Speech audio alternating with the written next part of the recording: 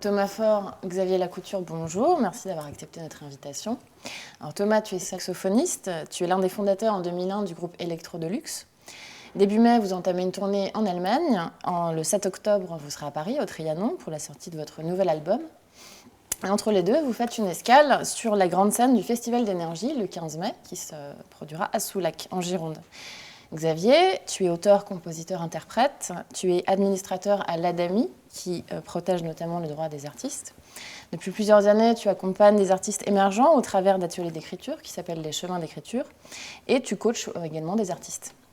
Toi aussi, tu connais le Festival d'énergie puisque tu t'y es produit au début des années 90. À part ce festival, vous partagez d'autres choses. Vous avez un autre point commun, ce sont les colonies CCAS.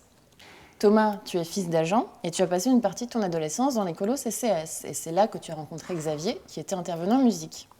Donc déjà, est-ce que cette rencontre t'a marqué? Et est-ce que tu peux nous expliquer un peu où et quand tu as rencontré Xavier? C'était en juillet 92, à Sermaize, près de Bois-le-Roi. J'avais 16 ans et c'était un centre paroles et musique.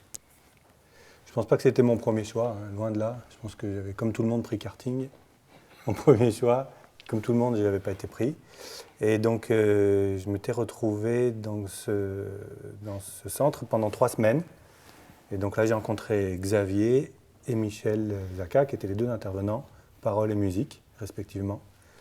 Et voilà, on a écrit des chansons pendant 10 jours et on a tourné pendant 10 jours. Et pour moi, ça a été le début de tout. Et tu jouais déjà du saxo à l'époque? Oui, je jouais déjà du sax. J'avais même des groupes, je crois. J'avais déjà un groupe, le groupe du lycée. J'adorais déjà la musique, mais là, il y avait une autre dimension. Ça m'a fait découvrir plutôt la scène, l'écriture, la tournée, tout ça. Ça m'a vraiment, j'ai découvert quelque chose. Mais c'est là que tu as rencontré la scène. Tu es monté pour la première fois sur scène? Non, j'avais fait des concerts avant, mais c'est-à-dire que là, on a vraiment monté un spectacle ensemble. Donc je découvrais la troupe, je découvrais l'écriture, la composition avec Michel, enfin tout ça dans un centre de vacances. C'était vraiment pas commun, mais on a monté un vrai spectacle et tous les aspects du spectacle, le son, la lumière, la mise en scène et tout ça. Ça m'a plus jamais quitté depuis 92. Et donc toi, Xavier, tu animais des ateliers d'écriture. Donc tu peux nous expliquer un peu en quoi ça consiste? Moi, le premier rapport à l'écriture, je l'ai eu, c'est une rencontre en fait de quelqu'un qui utilisait ça en thérapie pour les personnes alcoolisées ou addictes à la drogue, etc. Donc au départ, c'était une thérapie. J'ai des personnes que j'ai rencontrées complètement par hasard. On est restés d'ailleurs assez proches, un médecin. Et puis quand j'ai vu les résultats qu'il obtenait, j'ai trouvé ça passionnant. J'ai commencé à m'intéresser plus et simultanément, on m'a proposé la première. On m'avait déjà proposé des choses de ce genre, mais là, je me suis dit, ça y est, là, il y a un terrain de jeu formidable pour voir si ça fonctionne autrement. Voilà. Donc, en fait, quelque part, moi aussi, c'était en 92 ma première colo. J'avais tourné auparavant avec la CCAS comme artiste. C'est la première fois où j'étais intervenant. Et avec Michel, la première fois aussi, qui avait réalisé mon album précédent. Donc on a fabriqué une manière de travailler, on a inventé avec eux en fait. En réalité, on a travaillé après pendant presque 13 ou 14 ans, régulièrement chaque année, et je pense qu'à chaque fois, moi j'ai appris un métier, j'ai plusieurs métiers à faire ça. C'est-à-dire qu'en fait, la mise en scène, j'avais jamais fait, mais à un moment ils étaient sur scène, ils ne savaient pas quoi faire. Il fallait leur donner des indications, essayer d'être pertinent. Essayer de les emmener dans l'enthousiasme qu'ils avaient à revendre d'ailleurs, mais bon, à un moment, c'est voilà. Et puis l'expérience de la vie de troupe qui est formidable, évidemment, c'est quiconque a vécu ça, un groupe en tournée, c'est très très enivrant. Parce qu'il y a des amitiés, il y a une espèce de dynamique, puis là on partait en tournée 10 jours. Donc avec une troupe d'ados pendant 10 jours, c'était carrément une troupe de nomades, quoi. Et surtout autour d'un projet de musique, donc c'était très, très, très réjouissant. Et parmi les ados que tu as coachés, est-ce qu'il y en a beaucoup qui sont devenus artistes professionnels, là, comme Thomas? Alors, il y en a deux qu'on a suivis un peu plus particulièrement. Avec Thomas, on est resté toujours proches. Et avec aussi Yves Giraud, qui est le bassiste des Fatal Picard. Et en fait, je pense que on a toujours été, on était un petit peu devant. On avait un peu les ressorts, les entrées. Quand on a pu leur faire bénéficier des passages délicats, on a été présent. Mais en même temps, il y en a deux vraiment qui font le métier. Et à un bon niveau, c'est absolument réjouissant de voir Electro Deluxe tourner sur des grandes scènes et tout. Tu es allé voir Thomas? Oh, plein de fois. Ouais. Oui, plein de fois. Et Yves aussi, les Fatales aussi. Sinon, je pense qu'il y en a d'autres qui le font, on n'est pas resté aussi proche. On ne peut pas rester proche de tout le monde non plus. Là, c'est des gens qui sont restés dans notre réseau d'amitié. Et vous partagez une troisième chose, c'est que Thomas, toi, tu as été, après avoir été colon, tu as été animateur et tu as été également intervenant en musique dans les colos CCS. Donc c'est une expérience que vous partagez, celle de formateur. Pourquoi tu as voulu retourner Parce que c'était tellement... les colos CCS, c'était ma deuxième scolarité, quoi. Depuis que j'avais 6 ans, tous les mois de juillet et août, j'avais rendez-vous donc, dans les colos. C'est vraiment j'ai tout le temps fait ça. Et voilà, j'ai fait animateur. Et puis après, j'ai eu l'occasion de faire intervenant musique. Et voilà, ça m'avait tellement, moi, apporté, ça m'avait tellement permis d'envisager mon métier en tant qu'artiste que quand on m'a proposé d'être intervenant, c'était avec Xavier la première fois. Le projet avait un petit peu changé, on était passé dans une dimension plus comédie musicale, donc il y avait aussi... Ça avait pris de l'ampleur et c'était super intéressant et je me sentais légitime en tant que musicien de le faire. Et puis, bon, j'avais connaissance de l'organisme, comme on dit, mais j'ai plein de super souvenirs de ça, notamment avec les jeunes. Et tu nous demandais s'il y en avait qui avaient fait leur métier de la musique ou de la scène, mais il y en a aussi plein qui ont découvert ça comme une fenêtre et ça a quand même changé, je pense, pas mal de choses en eux, même s'ils n'en ont pas fait leur métier, et même si, pour certains avec qui moi j'ai encore des contacts, ils sont aujourd'hui agents EDF, comme leurs parents. Je pense que ça a quand même... c'est aussi important les gens qui n'en ont pas fait leur métier que les gens qui sont devenus artistes. Il y a des jeunes que tu as suivis en colo qui t'ont retrouvé via ton groupe Electro Deluxe? Oui, exactement. Il y a récemment, c'est d'ailleurs très curieux parce que juste après que j'ai été sollicité pour cette petite interview, j'ai eu un message sur les réseaux sociaux d'un ado que j'avais eu à la Durie. Donc c'était un centre CCS, Paroles et Musique, le premier d'ailleurs. Et donc voilà, c'est un ado qui était rappeur de la banlieue parisienne. Je m'en souvenais vaguement au début. Et puis après, il m'a demandé est-ce que c'est bien toi, Thomas, qui était à la Durie telle année. Je dis oui. Et il m'a délivré un message très touchant. Vraiment, j'avais jamais réalisé à quel point ça faisait sens ce parcours jusqu'à il y a 3 semaines quand j'ai eu ce message. D'ailleurs, j'ai transféré à Xavier. Et parce que c'est très touchant, parce que c'est quelqu'un qui n'en a pas fait son métier, mais sans emphase, on peut dire que ça lui a quasiment sauvé la vie. Pas moi, hein, mais l'écriture de rap en ce qui le concerne. Après, on avait gardé des contacts à Paris, il me demandait des instrumentaux pour ses raps que je lui faisais et tout. Donc là, j'ai vraiment compris que déjà j'avais pris un coup de vieux, parce que ça faisait comme un retour de manivelle. Et puis ouais, son message était très touchant et il m'a dit voilà, je serai à Soulac, je pense qu'il fait partie de l'organisation ou pas, je ne sais pas d'ailleurs, mais j'espère qu'on aura le temps de se voir. Et puis voilà, il m'a dit que carrément que l'écriture l'avait permis de passer au-delà de moments très difficiles. Donc on n'avait pas du tout conscience de ça. C'est vraiment quelque chose qui résonne des années après. Et en tant qu'artiste professionnel, tous les deux, qu'est-ce que ça vous apporte de transmettre ou d'accompagner ou de guider des jeunes en devenir? Moi, j'ai appelé le travail d'écriture que je continue à faire, hein, maintenant je fais uniquement pour des professionnels. Je ne fais plus ce que je faisais avec des ados. Voilà. Il y en a 2 au Québec qui sont vraiment reconnus comme le sommet du genre, enfin, une vraie référence pour le Festival de Tadoussac et pour la Société professionnelle des auteurs québécois. Et ces 2 choses-là, et puis un en France aussi, et ça s'appelle chemin d'écriture, et non pas stage, non pas atelier, non pas, c'est une volonté, parce qu'en fait, on ne peut pas apprendre à quelqu'un à écrire. Si on a un rôle à jouer, c'est un moment de lui montrer le chemin pour se trouver dans son écriture. Donc c'est plus maoïste comme manière de penser, c'est-à-dire essayer de trouver ce qui fait que vous êtes différent, que vous êtes intéressant, que vous êtes particulier, parce que chacun est unique, mais de quelle manière on développe cette chose-là. Et donc ça, c'est enrichissant parce que c'est comme qu'on fait, je pense, le même sentiment que quand on fait de la haute montagne et qu'on est guide de montagne. On ne monte pas tout seul, on monte avec des gens, mais on partage ça. Et on apprend aussi. Moi, chaque fois, je me limite à en faire 3 par année, j'en fais pas plus, parce que c'est une immersion pendant 5 jours, vraiment dense dans de l'écriture et dans le mental des gens. On n'en sort pas indemne, ce que disait Tom, c'est vrai, c'est-à-dire que je pense que des gens, des ados par exemple, à qui on donne ces clés d'écriture, et ben d'un seul coup, ils verbalisent des choses.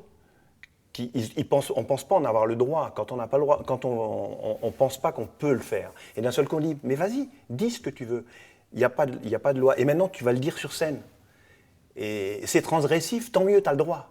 Donc ça veut dire que c'est un chemin incroyable de découverte de soi et une manière d'assumer ce qu'on est et de s'affirmer face à l'autre, quoi.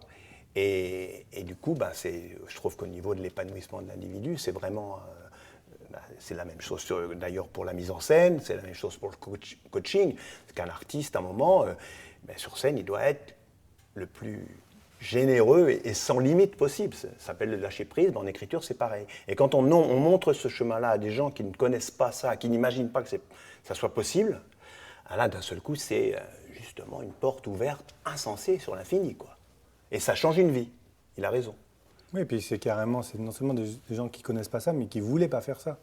Encore une fois, à l'écolo, tout le monde sait comment ça marche. On choisit des sujets, on se retrouve en parole et musique, et puis souvent on a vu des jeunes refuser pendant 2, 3, 4 jours l'écriture, parce qu'ils voulaient faire plongée sous-marine à Guétari. Et puis finalement, ils arrivent et ils explosent là-dedans. C'était vraiment des super souvenirs, ça aussi. Dans le chapeau qui est devant vous, on a disposé des sujets sur lesquels on aimerait que vous réagissiez. Vas-y, Xavier. C'est à moi ? La musique, en musique, je transmets donc je suis. C'est exactement ce que je viens de dire, c'est en musique, en écriture, c'est-à-dire qu'en fait on trouve son chemin. Il n'y a rien de plus difficile de mettre des mots sur ce qu'on fait. Et quand on est obligé d'expliquer à quelqu'un quelque chose, c'est un chemin, c'est une clarification insensée et très très profonde de ce qu'on est et de où on est et à quoi ça sert et pourquoi on le fait. C'est-à-dire qu'on est obligé de se le justifier avant de le transmettre. C'est qu'on ne peut pas transmettre comme ça, c'est pas juste un acte comme ça, c'est quelque chose d'important. Donc effectivement, je pense qu'on est obligé de trouver le chemin pour être avant de transmettre. C'est ce que tu as vécu Thomas aussi en tant qu'intervenant musique ? Nous, on a été très très étonnés de voir des jeunes classes de musique de lycée, c'est-à-dire pas du tout des écoles de musique ou des conservatoires, des jeunes d'une classe de musique de lycée à Saint-Nazaire qui nous ont... Ils sont 100 lycéens sur scène à faire un spectacle chaque année. Ils s'appellent les Irréductibles à Saint-Nazaire, c'est des jeunes lycéens.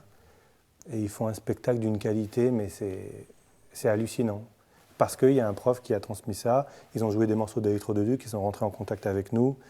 Ils nous ont dit, si vous passez à Saint-Nazaire, vous venez nous voir. Et on a vraiment pris une gifle, on a été vraiment soufflés comme une explosion, quoi. Donc la transmission, ce jour-là, quand on les a vus faire nos morceaux, on s'est senti utile au moins pour ça, quoi. Merci. Au suivant. Alors, à toi, du coup, Thomas. L'émancipation des jeunes doit être celle des jeunes eux-mêmes. C'est pas moi quel sujet, j'ai combien d'heures pour faire ça? L'émancipation des jeunes doit être celle des jeunes eux-mêmes. Au bac. Oui, oui, c'est ça, exactement. Oui, c'est-à-dire que ça revient à la notion de chemin dont parlait Xavier, c'est-à-dire qu'on n'émancipe pas les jeunes. Et en l'occurrence, encore une fois, il y a des gens qui ont pris le même chemin que moi et qui ont eu une toute autre destinée après. Donc, il faut des outils pour permettre aux individus de se cultiver, de s'instruire. Et comme disait Eddie Mitchell, car je vais citer Eddie Mitchell, Oui, il n'y a pas que les mères qui font des enfants. Donc il y a tout ce qu'il y a autour. Il y a bien sûr l'école, parce qu'on passe beaucoup de temps, et en l'occurrence, moi, en ce qui me concerne, les colos. Et puis les colos CCAS, ça fait un peu propagande ce que je dis, mais bon. Il n'y a pas que le séjour parole et musique qui m'a... Je me souviens de plein d'autres choses. Je me souviens, 12-13 ans, un séjour art plastique à Bretignolles-sur-Mer, avec 2 intervenants qui, tous les matins, de 10h à 11h, faisaient une action artistique dans le réfectoire. J'étais, comment il s'appelle, à l'image des 2 Anglais, là, qui se grimaient, qui ne bougeaient plus, je ne me souviens plus leur nom. Vous avez des installations. Ouais, des installations, et j'avais jamais entendu parler de la peinture. Et aujourd'hui, je ne suis pas peintre et je ne vais pas forcément plus au musée qu'un autre. Mais j'ai un souvenir de ça, c'est gravé. Juste avant le taboulé, ou le maïs, ça dépend des fois. Ou la betterave rouge. Ou la betterave rouge. C'est pas bon. Il y avait donc des diapos de Chaim Soutine. J'ai découvert à 12 ans le bœuf écorché de Chaim Soutine, je m'en souviens. Alors, une autre question. Formation ou éducation populaire? Ah. Voilà, moi je crois qu'il faut... je vais revenir sur juste ce qu'on disait sur l'émancipation. Quand on a une notion de vouloir émanciper les jeunes, on a un regard paternaliste. Et je pense que ce n'est pas forcément la bonne démarche. En tout cas, ce n'est pas la mienne du tout. C'est-à-dire qu'à un moment, quand quelqu'un me dit « Ah, vous faites un cours d'écriture » ou « C'est toi qui... sur le metteur en scène, c'est toi qui dis », je fais « Non, moi je te dis des choses, mais c'est toi qui fais, donc c'est toi qui le sens. Si tu fais quelque chose, tu dois être dedans. » Alors maintenant, on n'émancipe pas. Je pense qu'il faut penser que c'est des chemins. À un moment, on peut être des petites lumières sur des chemins. Moi, j'ai rencontré des gens dont je me souviens encore aussi, comme Tom, plein de gens dans ma vie, qui à un moment étaient des déclencheurs. Et si on se dit, on ne le sait pas toujours quand on l'est, mais se dire qu'à un moment, on a peut-être été un petit déclencheur, on a changé, peut-être pas une vie, mais en tout cas, on a infléchi dans un bon truc ou fait comprendre des choses. Et formation et éducation populaire, il ne faut déjà pas mélanger formation et formatage. Parce que ce sont 2 choses quand même que souvent on mélange maintenant. C'est-à-dire, on forme pour être dans un moule, pour servir. Moi, je ne pense pas, ça n'est pas non plus ma manière de penser. C'est-à-dire que moi, je pense que Antonin Artaud a autant d'intérêt que Didier Barbelivien. Voilà. Donc en fait, à un moment, il ne faut pas formater quelqu'un. Si Artaud existe, c'est parce qu'à un moment, il ne s'est pas laissé faire. Donc en fait, la formation, c'est dangereux. Si la formation est formatage, elle est dangereuse. Si elle est éclairage, voilà. Et l'éducation populaire, ça, c'est une notion... malheureusement, que je trouve qui est en perte c'est une valeur qui disparaît. Moi, j'ai l'impression, en tout cas, j'ai ce sentiment, peut-être je me trompe, mais on est dans une société où tout est à portée. Internet est à portée de la main, il y a tout, il y a la bibliothèque du monde qui est là, autour de nous, et il y a une notion de consommation. Parce qu'on est plus dans le consumérisme que dans l'éducation populaire. C'est-à-dire que je pense que si on fait un stage de quelque chose, on consomme. Si on fait... il y a tout un tas de positions maintenant dans la vie où on est en position de « Ah mais tiens, ça je l'achète, ça je le prends, ça... » Voilà. L'éducation populaire, je pense qu'à un moment, c'était une autre démarche. C'était de dire, vous avez pas accès à ça. Exactement ce que disait Tom sur Soutine. Présenter le bœuf écorché de Soutine à des mômes avant un repas et expliquer sans doute pourquoi, comment, etc. Ou parler de Marcel Duchamp et dire qu'à un moment, il y a un mec qui est arrivé et qui a dit voilà, c'est le regard que je mais sur l'objet qui change l'objet, par exemple. C'est un truc simple, mais qui n'est pas évident. Je crois que pour un moment, il se dit mais oui, c'est quoi là, on va arrêter. C'est un regard sur la vie, le monde qui nous entoure, c'est-à-dire qu'à un moment, on se libère des prérequis. Et on prend un peu de distance. Et je pense que l'éducation populaire, c'est ça un peu la mission. La CCAS a fait un gros boulot là-dedans. Mais en tout cas, nous, on a participé à ça. Quelque chose qui était dans cet esprit-là. Et où on était tous dans l'esprit de pas faire des petits chanteurs. On n'a jamais voulu faire des chanteurs avec ceux qui passaient là. Mais on a dit, si vous voulez faire ça, on va vous mettre plus haut, on va vous aider. Et tentons l'expérience, quoi. Vous voyez, ouvrons des portes, voilà. Après, on verra ce que ça fait. Mais c'est ça l'éducation populaire. Je crois que, alors, ça me semble important et il me semble qu'effectivement, c'est quelque chose qui disparaît. C'est important d'avoir quand même un contrepoids, quelque chose qui contrebalance l'énorme influence de la télévision. Quand on pense au contenu de la télévision qui est purement promotionnel. Et voilà, c'était un des relais qu'on a eu grâce à ça, d'avoir accès à des choses. On en fait quelque chose, on n'en fait pas. Donc définitivement, oui, l'éducation, populaire ou pas d'ailleurs, c'est important et c'est quelque chose c'est très rare aujourd'hui. Alors Xavier et Thomas, un mot de conclusion, et je vais rebondir sur ce que tu viens de dire. Pour les jeunes agents qui sont parents ou qui le seront demain et qui hésitent encore à envoyer leurs enfants dans les colonies CCS, comment, et d'ailleurs je m'adresse à toi, mais je peux poser la question à Xavier aussi, comment vous décrirez l'expérience en 2 mots que vous avez vécue dans les colos CCS, que ce soit d'un côté ou de l'autre, en tant que colon ou intervenant, pour donner envie aux gens qui hésitent? Un voyage dans sa tête. Moi, en tant que colon, du coup, comme je vous l'ai dit, les souvenirs que j'ai eus, c'est une expérience de la liberté quand même qui est assez grisante.